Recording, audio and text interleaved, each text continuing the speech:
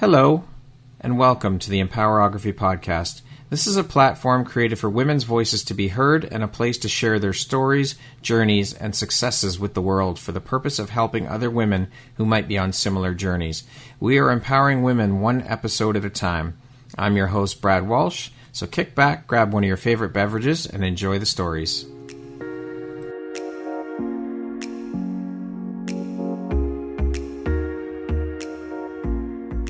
If you're looking for jewelry that makes an impact on your self-care routine and your style, Empowerography would love to offer you a discount code to one of our exclusive partners, Quartz and Canary Jewelry and Wellness Company. Please use code EMPOWER15 to receive 15% off upon checkout at www.quartzandcanary.com. Quartz and Canary is truly the place where spirituality meets style. Hello there, Brad Walsh here, your host of the Empowerography Podcast. Today, my guest is Michelle Emmick. She is the co-founder of Ask Us Beauty Magazine and My Coach MD. How you doing, Michelle? I'm doing great, Brad. Thanks for asking me on. Thank you very much for taking the time to be here today and share a bit about your story and your journey with us. I appreciate that, and I appreciate you. So let's jump right in. As mentioned, you are the co-founder of Ask Us Beauty Magazine. You're also the co-founder of My Coach MD, a plastic surgery coach, and you are also an author. So for those people who might not know, what is a plastic surgery coach? That is a great question. I get asked that a lot.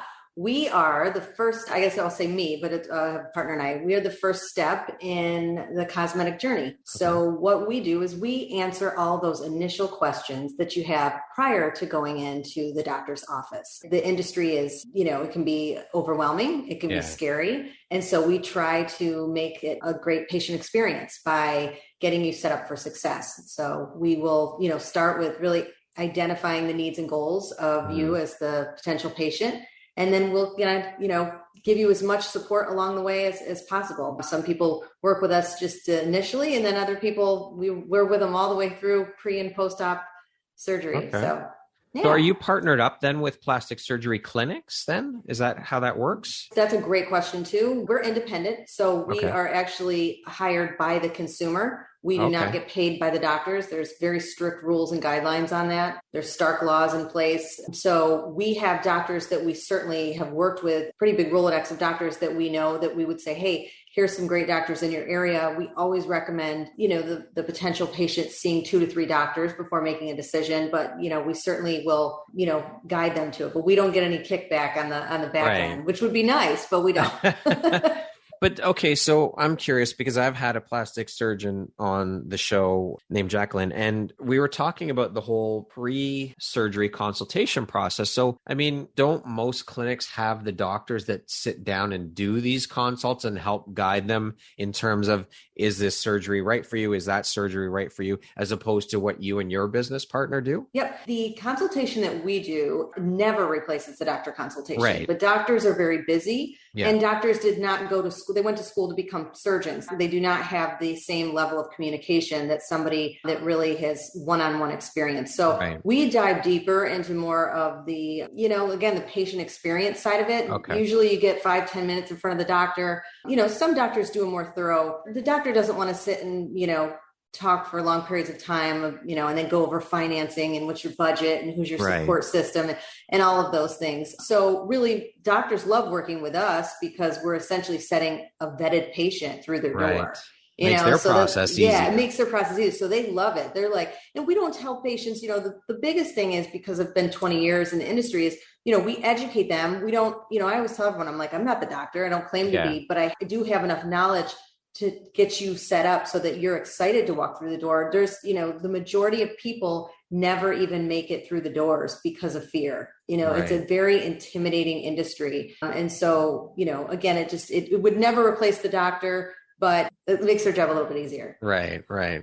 So what were you doing for work before you got into the field of being a plastic surgery coach and all the other entrepreneurial hats that you currently wear? I spent years in the weight loss industry and worked one-on-one with patients and kind of, moved my way up the ladder with really kind of, more in leadership roles, but I always, the foundation of everything I've done has been that one-on-one consultation. So what I did was I essentially took my experience that I learned from that industry and brought it over to consulting patients in the plastic surgery field, which were very similar because it was all about wanting to look and feel your best and making a positive change for yourself. And so what inspired that jump then for you out of, I don't want to say out of that industry because you're in similar industries, but into the realm of being a plastic surgery coach? Yeah, I mean, I really fell into it. I come originally from a small town in upstate New York. Nobody got plastic surgery, especially back then. I mean, the industry has completely changed, but back then nobody had plastic surgery, or if they did, they certainly didn't talk about it. I don't think we even had a plastic surgeon in my town, but I had answered an ad. I mean, really, that's what it came down to. I answered an ad. I didn't know what I was doing. I saw an ad that said, if you have experience in the weight loss industry or fitness or this and that, and you want to make six figures, apply for this job. And I was like, well, I'm 21 years old, 22. I'm like, yes, I want to do that. So I went in not knowing. I was completely green, but I went in and I did extremely well, where the owner of the company said, who are you? Like, we've never had somebody schedule this many patients. And I said, well, I'm just doing what I knew, which was one-on-one consulting, right? I loved people's stories. I've been a storyteller my whole life, and I love listening to people's stories and how we can help them. But quickly came upon me that it was so much bigger than what I was doing, because we were helping motivate and inspire people. And so I'm a person, I love knowledge, I love learning. So I really dug myself into learning as much as I could. So I spent a lot of time with the doctors and, just educating myself on the procedures and so forth, and, did it for years, and then kind of went into realizing that there's so much misinformation out there. And that's really what I talk about, is kind of, really the foundation of everything I've done is empowering others so that they feel like they can make good decisions for themselves. Yeah. Which is why I went into coaching, more personally.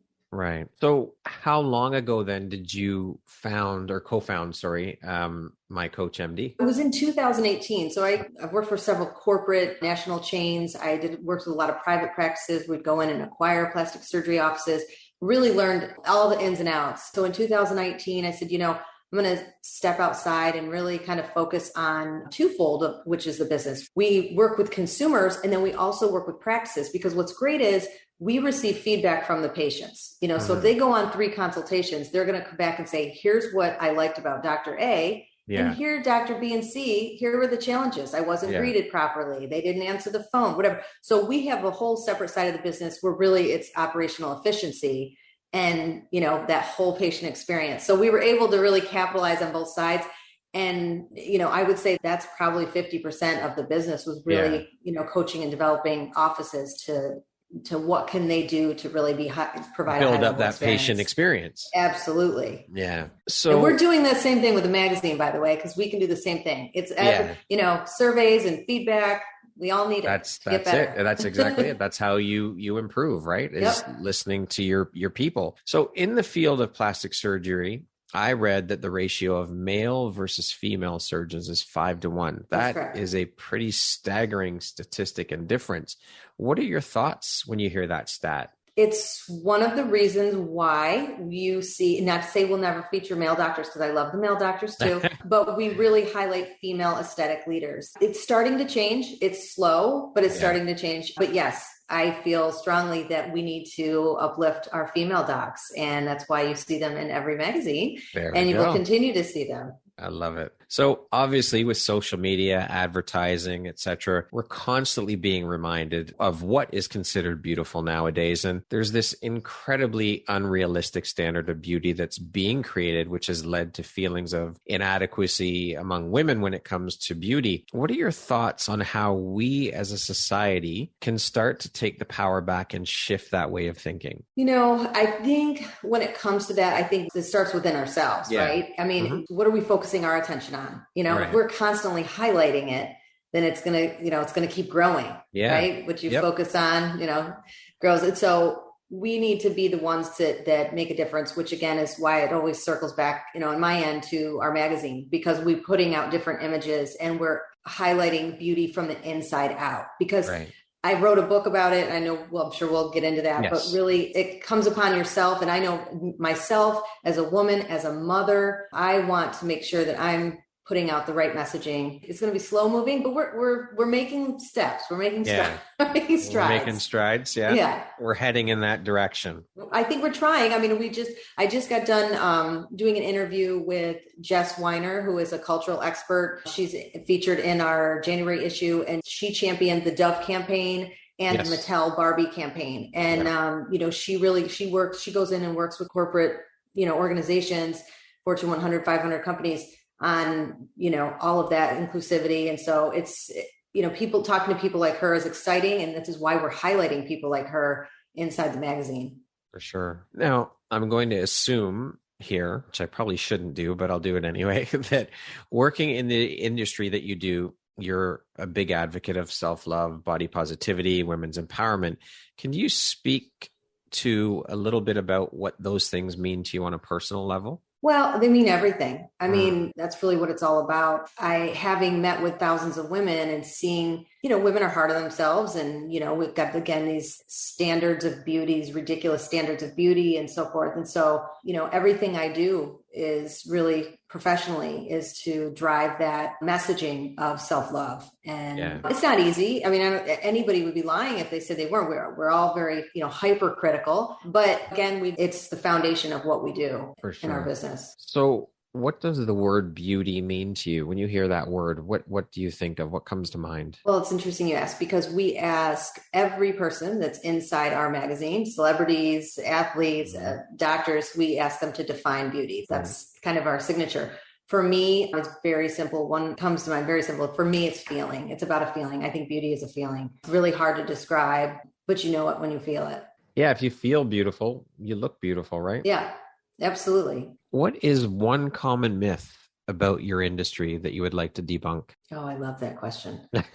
We're not an Instagram. I'm sure there are many, but no, there's many. But I would say one that really stands out for me now these days and these times we're in is it's not an Instagram highlight reel. I mean, guys, come on. It's you see this little 30-second clip and somebody's, shiny, their skin's shiny and their buttocks are round and their breasts look nice. I mean, that is so... There is so much that goes into leading up to pre-surgery, post-surgery, the healing, everything that goes into it. And people are so quick to be like, oh, I want that. It's that immediate self-gratification. And it's far from that. That, I think, is such a huge problem with society today, is this immediate gratification that we're always looking for. We've become so impatient in the world today. And we need to get back to the old way of, you want something, sure, you can have it, but you got to work for it and you got to wait for it. Things can't happen like that. That's not the way it works. It's now, I mean, it's gotten worse than ever, right? Now people don't even, everything is like scroll. That doesn't entertain me. I'm going to move on. And, and then again, in plastic surgery, it's like, oh, I want to look like that. I'm like, okay, well, first of all, I used to laugh because people would say, what do you do for a living? I'm like, oh, I look at naked bodies for a living. But, people come in and be like, I want to look like, Beyonce or whatever. And I'm like, well, first and foremost, you don't have that shape. Like that's not even where you're starting. That's and it you're right there. 70 pounds overweight. Like liposuction is not going to do that for it. But it's this mindset because we've, this is the world that the social media has created. Highlight reels, right? It is a big highlight reel. Yeah. I think that in your industry as professionals with what you do and what doctors do and all of that stuff, we have to lower or show people set their expectations properly. That's exactly what we do as coaches, and really kind of laying into the book and now the magazine is really setting the proper expectations because you will have a better experience. I can't tell you how many people have had a bad one because they have set the bar so high for themselves. And that's, again, why doctors love us, because they'll come in and be like, that's not what I expected to look like.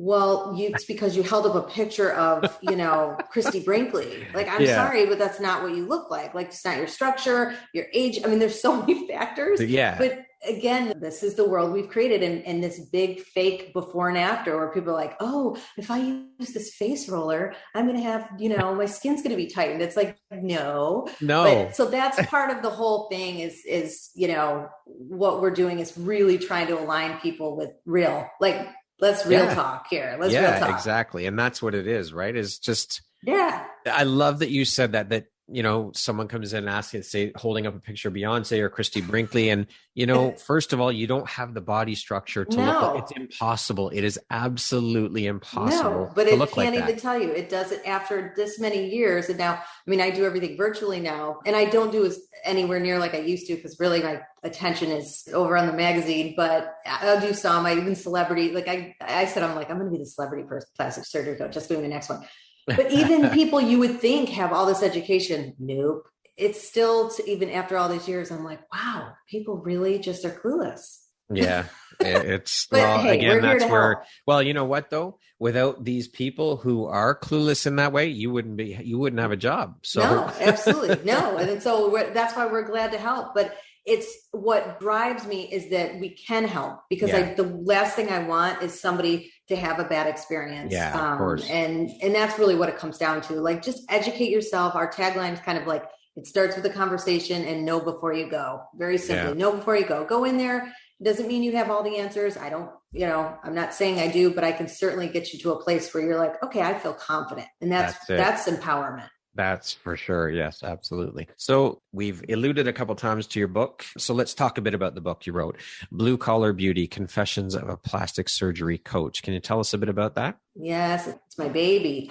I wrote this before the pandemic, which was interesting. And then, so it was before even, plastic surgery's even just grown even crazier. But after 20 years, I think the biggest takeaway for me was that the messaging was not matching. So everything we saw was 6-pack abs and no cellulite. And I'm like, who are these women?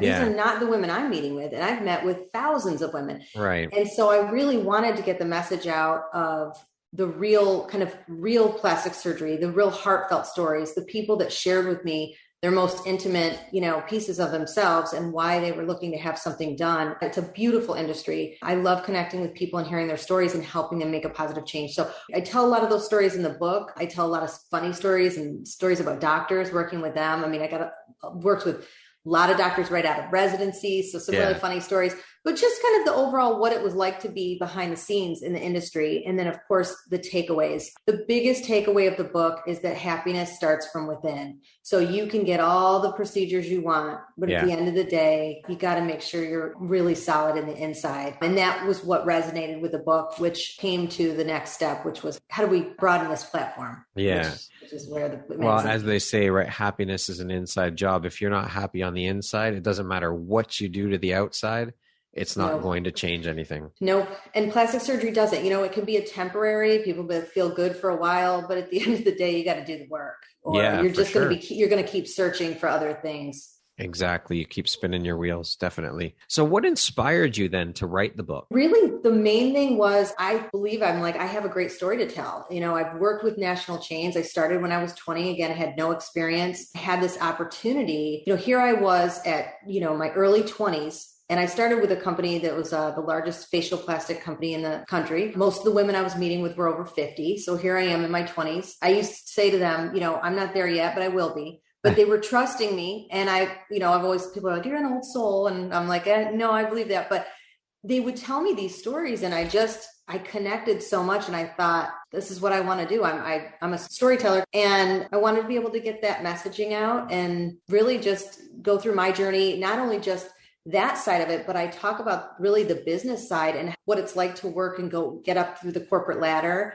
and, how it is for a woman, a young woman, and my experiences so that I could, provide those, tips and kind of any type of positive inspiration I could for others.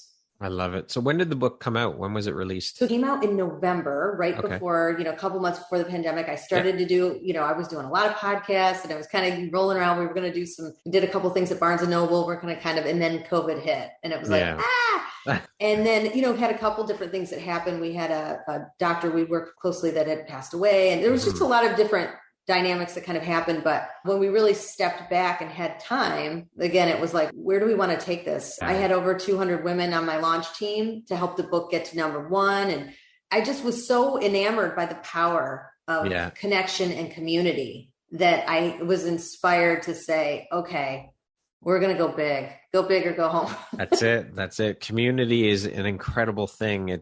You cannot lose with community. No, you just can't. It's an amazing thing. It's so powerful. It is. And that many years in the industry and that many connections and all the thousands, not only the thousands of people I had met with one-on-one, but hundreds of people that had worked for me over the years and or worked alongside me, anything. I was like, why wouldn't we gather this team of, awesomeness? Yeah, let's get it together. So we've also touched on a couple of times Ask Us Beauty Magazine. You're the co-founder. Can you tell us a bit about the magazine? Explain a little bit more the content and the audience you're focused on reaching with the magazine. Yes, absolutely. So the magazine, our mission is for, and I say women, but I will open it up to everyone. But I really do. I mean that. It is a woman's magazine, but we have no problem with that. But for women to define beauty on their own terms, because it's about education empowerment, we really do a mix of, mass appeals. We have celebrities, we have plastic surgeons, cosmetic dermatologists, we have cosmetic dentists, we have wellness experts. We really put a little bit of everything, anything that kind of mental health professionals, anything that falls in line under that umbrella, and provide them a platform to not only share their personal story, but also, education and, on their expertise. Right. And we combine it all together and really allow, again, want to come from a place of no judgment and, do you, whatever it is, but let's get you in front of the real influencers and the people that know what they're talking about, as opposed to some person that's paid on Instagram to hawk a product or whatever. Yeah. We don't even know. Do they even know what it is? Have they used it? Are they just collecting their $1,000 that they got? It. Yeah. I mean, and that's really what it comes down to. Like, again, we all spent so much time on social media, but I just would sit there, and even myself, I'm like, and I tell this story. I always tell this story, and I think it's funny. Okay. I went on a trip with my niece, and I were in TJ Maxx, and she's like, hey, look at this charcoal teeth whitener. And I was like, oh yeah, I heard about that. And she's like, let's get it. So we bought it. She's 15. We were putting it on. We're like, oh, look how white our teeth look. So I was interviewing Dr. Pia Lieb, who's a big celebrity dentist in New York. And she tells me, she's like, that's the worst thing you can use for your teeth. It ruins the enamel. And I laughed so hard because I was like, oh my God, I got sucked in to the reels, because I kept seeing those reels with people putting black stuff on their teeth. Yeah. And they're like, and I said, I love that example because, I do it too. We all do. Yeah. We see an image and we're like, oh, my mom to this day still watches this one commercial that's on, and she's like, did you see that commercial for the bags under your eyes? She's like, I was thinking, I go, Mom, that does not work. And she's like, I know, but I saw the commercial. And I'm like, it's marketing, and we all fall prey to it. Absolutely. So, 100%. And I'm not saying everything. I always say, don't hate the hustle, but it's our job. It's our responsibility to educate ourselves. Yes. And that's where empowerment comes in. So we're getting people in front of the people, and we're doing it in a fun way, an educational way, a beautiful way. And that's the premise of the magazine. So was it just a natural progression then from the coaching business to start the magazine? Like, how did you decide? Why did you decide to start the magazine? So I think the big piece is we're all a subject matter expert in something. And I always use that word expert lightly because, but my piece is plastic surgery, right? The front end, kind of the good, bad, and ugly. So I don't know a lot about beauty. I tell people I can barely put on mascara. That's not my thing. But there's experts out there, and I like to watch them or hear what they have to say. So I said, ask us. Let's get all those people that have expertise in all these different fields. Yeah. Ask us, and we'll provide you the authentic. We'll provide transparency. We'll do that. Ask us, and we'll get it. So write your questions in. Send us, hey, I want to know what gua sha is, or I want to know what cupping is, or it doesn't matter what it is. Ask us and we'll get the answers for you. And that's really where Ask Us Beauty came from. So how often is it released, and where can people find it? Yep. It is quarterly. It's a 125 page beautiful magazine. It is free on digital. We wanted to make it free for everyone that way, but we also have a print subscription that can be purchased right on our website, askusbeautymagazine.com. Okay. You can purchase the subscription, and it also includes an all access membership. And with that are all different events, roundtable discussions, live events, virtual events, I should call them. Yeah. But again, more detailed. Like yesterday, we did one on hair restoration. We did an IGTV, which will follow up with a long virtual event for people to really dive in, because hair loss is a big thing with people think men, but women, it's big, especially as we age, and our demographic is, kind of that 35 plus. Right. But, really diving in with one of the plastic surgeons who is very well versed in hair transplants and some of the non-surgical options. So those are the type of events where people can come, get their questions answered. They can do a private virtual consultation, or they can hop on in small groups. And so we really want to create this community of safety as well, where people feel comfortable, just like they do with me. Someone comes to me and, says, hey, I've spent my whole life, living like a gentleman might say, you name it, we've seen it, but things that maybe feel a little more private. I won't get into too in details, but yeah, that's the type of event. But that's all on our website, askusbeautymagazine.com. Beautiful. How did you come up with the name for the magazine? Yeah, just the whole kind of asking us, really ask us, find out the answers, bring us the questions, and instead of maybe that paid influencer that you saw on TikTok. Yeah. Ask us. These old ladies will find you some answers. Okay. We don't, because again, I don't know them all, but I'll find out. We'll get you in front of those people. And then I think the big thing I always want everyone to take away is, again, when I say no judgment, is really that if you want plastic surgery, if you don't, if you wear makeup, if you don't, if you, it doesn't matter. It doesn't matter.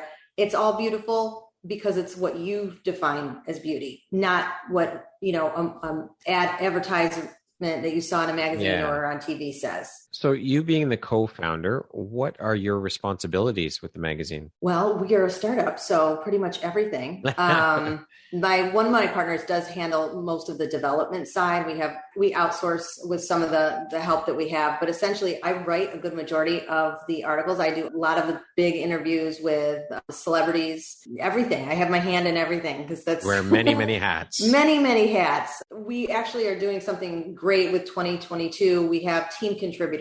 So we have selected people that will write for the entire year, all 4 articles. And we have that almost completed, which we'll announce. Nice. But we've got a couple of the celebrities. I always share one of the stories, which is fun. Actress Josie Bissett, who was on our first cover, our inaugural issue. You might know her from Melrose Place. For anybody out there, my age demographic, she's in a lot of Hallmark movies. She was our feature, and we hit it off and became friends. And she loved our messaging and said, I'd like to be a contributor in your magazine. And so that happened. And then we have, I guess I can announce that one. We have Ari Zucker from Days of Our Lives. She's been 23 years on there. She was featured in this holiday issue. She also has signed on to be a team contributor. Very nice. And we have someone in our January issue, I won't say yet, another celebrity who wants to. And they all have something that has to do with beauty and wellness, lifestyle brand. And they're very passionate about it too, which I think is great. And so we're always seeking out people that have a great story and, can help contribute. And it helps me. Yeah, absolutely. It takes the workload It takes down some of my workload off. Yeah. But we want to hear from people. If you're like, hey, I'm a writer or I'm a wellness coach or whatever, contact us. We love it. Awesome. That makes it easy. For sure. What lights you up the most about the work that you do? Say probably when they get it, when they hear what we're doing, I will say this, Brad, it's easy to do this, right? To hear me speak and to talk about it. We're doing so much, it's like, you can't get me from an Instagram post. You can't get our messaging. We're trying, but I'm not a social media guru, and I know there's all kinds of content pillars and all that stuff. Hey, I'm learning, not my wheelhouse, but I'm always learning. But I want that message to come through. And when somebody says that to me, like, I love your mission, I love what you're doing, it's the driving force, really, because I'm like, yes, it resonates. That's it right there. Yes, what we're doing is having impact. Yes. And that's what we want, right? I'm going to be 49 soon. I don't have to be doing this. I really legitimately love it. I love everything about it. And I feel like we're just getting started. We launched this 6 months ago. It's insane. I love it. That's amazing. So awesome. Michelle, what do you think your unique skill set or superpower is that's helped you become successful? Oh, that's easy. Tenacity. Easy. I got easy. This. That should be, I should have a tattoo. I'm like Teflon. I'm like, you can't break me. I love it. I started selling, before you could even have had lemonade stands when I was, which a lot of people that were in sales did. But I even sold vacuums. I laugh about my early days because I was always like, I'll get a job, but I've heard no more than I've heard yes. And it doesn't stop me. You can't tell me that I can't do something. That's the key right there, is to not let those no's deter you, because you're going to get no's. It's going to happen. No, I get them all the time. You know what I get? It's now the biggest thing is the ghosting. I said, women talk about, or men talk about dating ghosting. I'm like, how about let's go to professional ghosting? Yeah. Because I get ghosted all the time. And I laugh sometimes. I'm like, wow, it doesn't matter how much work you've done, who you are, you get the blow off a lot, but you can't take it personal and you got to keep working towards it. I know it took a lot of work to get Layla Ali on the cover, but that's who I wanted. I wanted her and I was like, we're going to get her. And we did. And it's been great. And she's amazing. But I think that's the biggest thing is you got to keep going. Pushing. Yeah, keep pushing. Sure. For sure. So speaking of success, Michelle, how do you define that word? What does the word success mean to you? I would say really to me is accomplishment. I guess accomplishing what I set out to do, whether I win or lose. Yeah, I did it. Yeah. That's successful to me. Love it. Hey, I tried. I don't always win. I love to win, but I don't always win. But no, of course I went out there and I did it. And that's success to me. Love that. What would you say is one of the most important things you've learned in your life? And what was your life like before learning it? And what was your life like after learning it? I would say, it's a good question. I would say that probably this was in the first magazine, but really just understanding that everyone has a story. And it's so easy to live in a place, to be in that place of judgment. Something my mother always says that, I know she would say, oh, thank you for acknowledging me. But is my mom would always say, show grace. And I didn't really fully understood what that meant until I got a little bit older in life. But it's so true. It's so easy, especially, and I kind of go back to sales. I would say, I can remember somebody saying to me one time, like, oh, do you want to go see that person? Like, they don't have any money. I'm not going to bother. And this is reality. As people say, and I would say, yeah, of course I'm going to go see that person. I just innately did because my brain didn't really go there. But the person came in and ended up having, a lot of cash and was like, yeah, this is what I want, whatever. But I just thought it's just those little examples of you look around like, wow. And that's just one story. But I mean, there's so many stories of people, we don't understand what someone's going through. So if somebody's like, hey, flipping you off or somebody's angry about something, it's not you, it's them, it's their issue. And so don't take it personal and just show grace and show compassion and really just, worry about yourself. I tell my 9-year-old that all the time because she'll, this person says, I said, you need to worry about yourself. How did you react? How did you respond? Yeah. That to me is more important, always kind of remaining in control. Well, when it comes down to it, that's all we really have control over is ourselves. And that's it, right? Right. So you don't know what kind of day someone's had. You don't know what's going on in their heads. You don't know what's going on in their lives until you've walked a mile in their shoes. You have no idea. So you're right. Just show grace. Yep. Show grace. It's all good. I love it. I love that. Michelle, I'll tell my mom that. She'll appreciate it because it's yes, tell mama that for sure. I will. What was a turning point in your life and how did that affect you? Probably the biggest turning point for me was I had walked away from, I was working at a corporate job. I worked there for 6 years and traveled 48 weeks out of the year. I was all over the country opening plastic surgery practices, and they had brought on some new executives to the team that really did not align with my beliefs. And I had to make a tough decision of, do I stay or do I walk away from something that I felt that I was, I kind of considered myself like a founder. I'd grown up with it. It had been my life for 6 years. It was probably the toughest decision, but I knew it was the right decision. And it ended up being the best decision. See, sometimes, the decisions that are the toughest and that we think are shitty that we have to decide or shitty happening turns out to be the absolute best thing that could ever happen for us, right? 100%. What advice would you give someone wanting to pursue a career similar to yours? Well, a couple things. One, I would say educate yourself. I've trained so many people over the years, and I would say follow the doctor. Follow that doctor in and out of that room as much as you can. Learn as much as you can. Learn his language. Learn how, because doctors are tough to work with. I've had some tough ones, but I always turned them. I was able to get them because they saw that I have a real, true, genuine respect for what they do, and vice versa. I've had many a blow. I've made a few doctors cry over there because I'm like, this is mutual. I'm helping you. I'm setting you up for success and making, so let's make sure this is mutual. I don't have MD next to my name, but I got some other things. But educate yourself, and also listening. Listening is the number one key in that job. Really understand where the patient's frame of mind, where they're coming from, because so many times people are so quick to, someone says they want something and they're already moved to step 3, 4, and 5. Yeah. You got to follow the steps. Listening is a skill that I think not just in your industry, or I think just in life, we as people need to practice and learn that skill a lot better than we do. People don't Yes. actively listen. No, and honestly, Brett, I think it comes back to the social media stuff. Like You're we're right. all on this highlight reel Yep. of like quick, move, move, move. It's I agree with you 100%. how about we shut the phones off and, Yeah. sit down with a glass of wine or water And bottle. talk, I don't actually care. Just speak to one talk. another. Yes. Yeah. Like let's really, and I love that. That's why I think for me, I mean, we're glad we offer the magazine digitally, but it's really a sit down on the couch, or if you're on the airplane, it is so rich in stories. I mean, I can't say that enough to anybody that's listening. Like if this reads like a book, this magazine reads like a book. It is gold. And anybody that has really sat down and has said the same thing. And that's what we wanted. I'm like, I don't want a 40% ad magazine. This is not what this is. This is rich content of stories. And we are something so special and so different. Love it. What does the word empowerment mean to you? I think we touched on that a little bit before, but to me, it's that confidence. It's confidence in yourself and in your beliefs. Okay, we're going to jump into a little rapid fire section here. So the next grouping of questions just be 2, 3, 4 word answer type thing. Right. Okay. How would you describe yourself in one word? Well balanced. What was your dream job as a child? Music producer. What's the first thing you notice about a person? Their energy. One beauty item I cannot live without. Oh, easy. Chapstick. Can't live without it. I'm addicted. If you could teach the world one thing, what would it be, Michelle? Oh, to sing. That's right. Like to teach the world to sing. Yeah, the Coke commercial. Yeah. Yeah.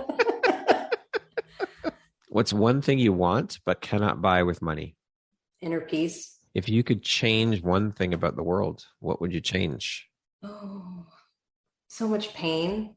Mm-hmm. Pain, I would say. A lot of people are in pain. Oh, yes, for sure. Mentally, physically, spiritually. Yeah. All of it. Absolutely.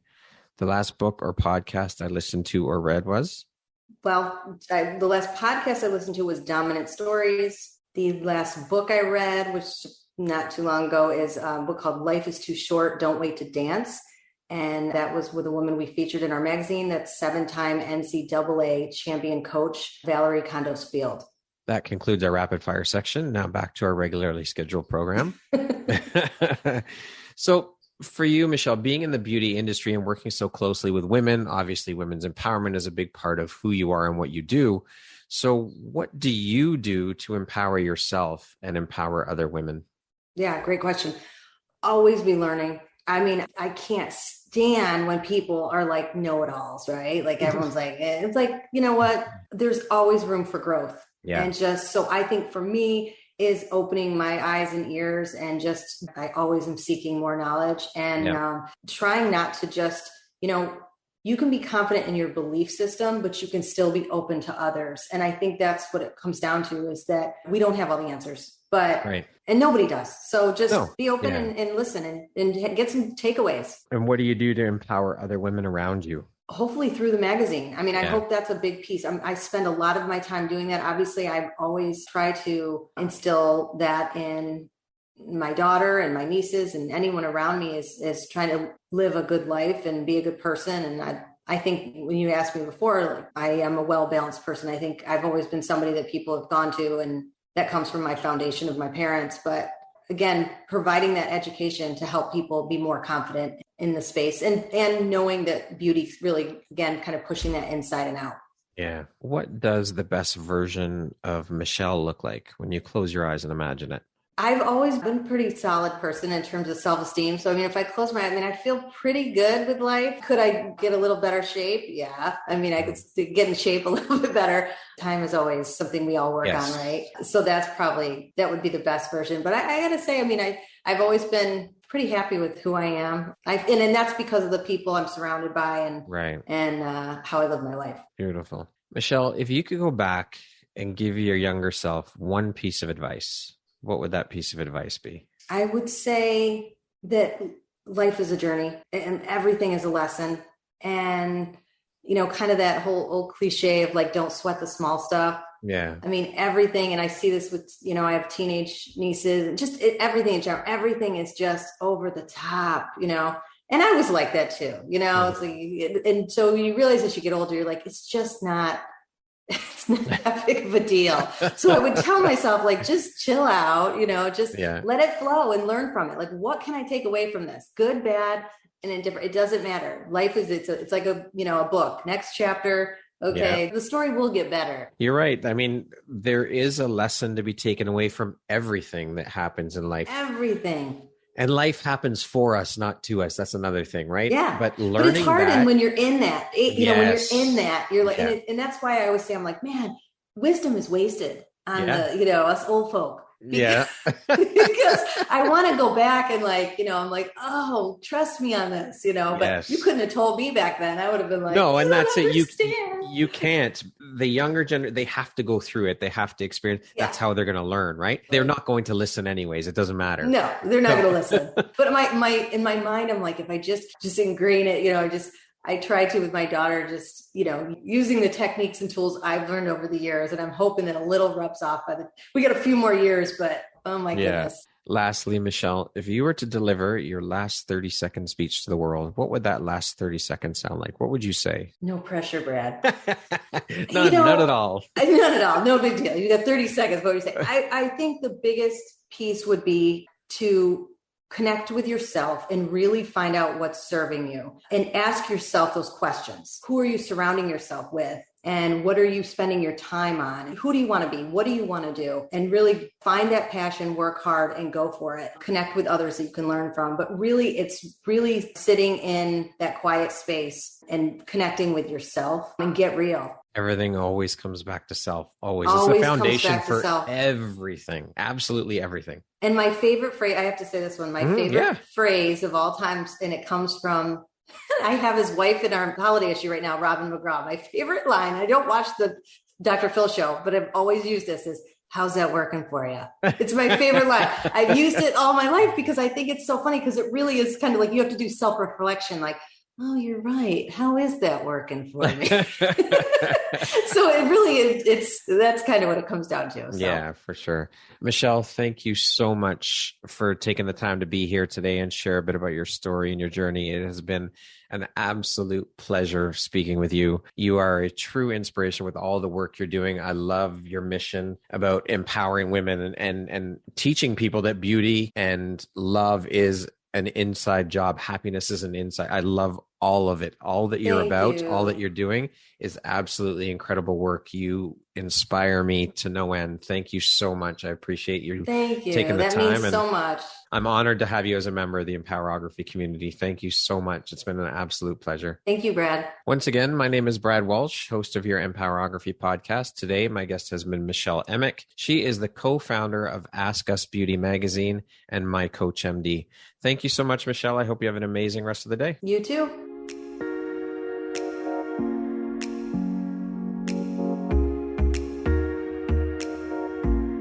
Thank you very much for listening to this podcast. If you haven't yet, please be sure to subscribe, rate, review, and share with all your friends. You can find me at visuphoria.ca and follow me on Instagram at Empowerography Podcast and on Facebook at Empowerography.